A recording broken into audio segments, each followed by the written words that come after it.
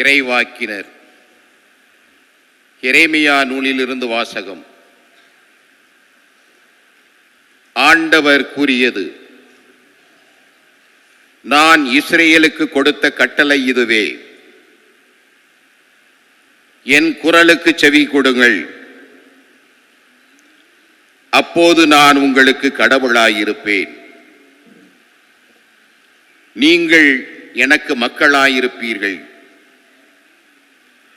நான் கட்டளையிட்ட நெறிகள் அனைத்தையும் கடைப்பிடியுங்கள், அது உங்களுக்கு நலம் பயக்கும். அவர்களோ செவி சாய்க்கவும் இல்லை, கவனிக்கவும் இல்லை. பிடிவாத குணமுடைய அவர்களின் தீய உள்ளத்தின் திட்டப்படி நடந்தார்கள். முன்னோக்கி செல்வதற்கு பதில் பின்னோக்கி சென்றார்கள்.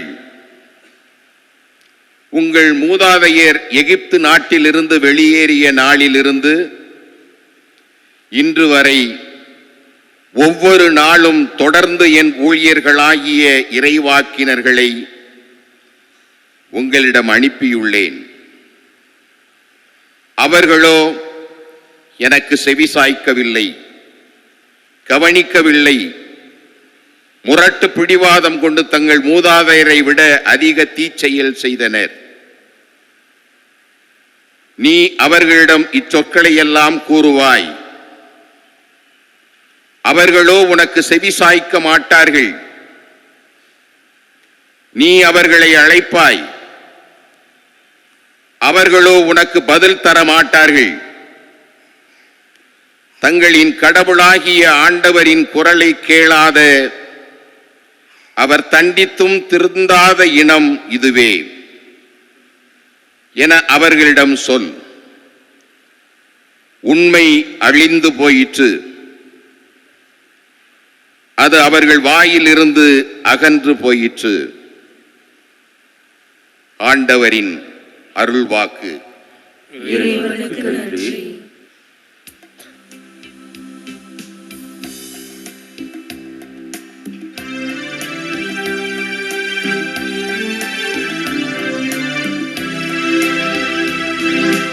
இயேசு கிறிஸ்துவே எங்கள் ஆண்டவரே,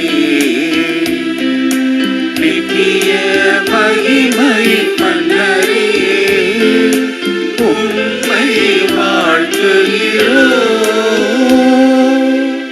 இப்பொழுதாவது உங்கள் முழு இதயத்தோடு என்னிடம் திரும்பி வாருங்கள், ஏனெனில் நான் அருள் நிறைந்தவர், இரக்கமிக்கவர் என்கிறார் ஆண்டவர். இயேசு கிறிஸ்துவே எங்கள் ஆண்டவரே, நித்திய மகிமை மன்னரே, உம்மை வாழ்த்துகிறோம்.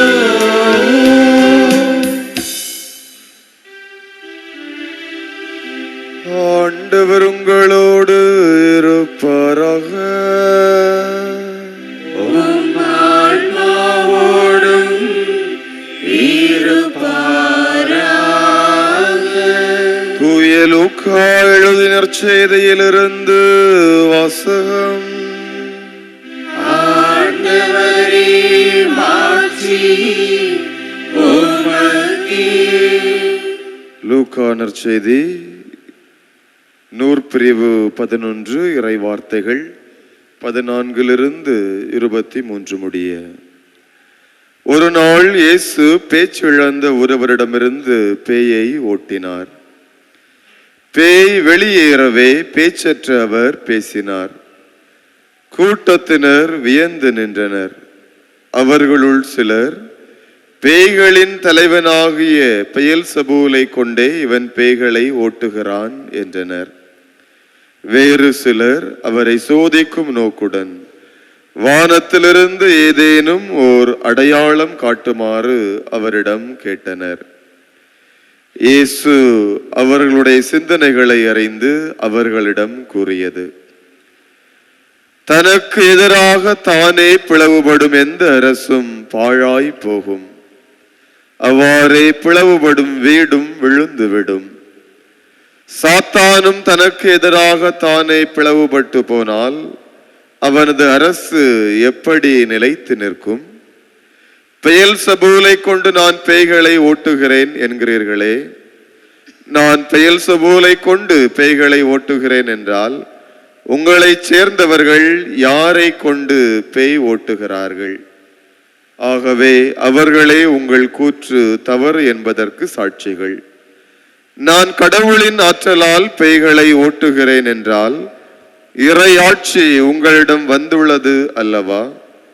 வலியவர் ஆயுதம் தாங்கி தம் அரண்மனையை காக்கிற போது அவருடைய உடைமைகள் பாதுகாப்பாக இருக்கும். அவரை விட மிகுந்த வலிமையுடையவர் ஒருவர் வந்து அவரை வென்றால் அவர் நம்பியிருந்த எல்லா படைக்கலங்களையும் பறித்து கொண்டு கொள்ளை பொருளையும் பங்கிடுவார். என்னோடு இராதவர் எனக்கு எதிராக இருக்கிறார். என்னோடு இணைந்து மக்களை கூட்டிச் சேர்க்காதவர் அவர்களை சிதறடிக்கிறார். ஆண்டவரின் அருள்வாக்கு.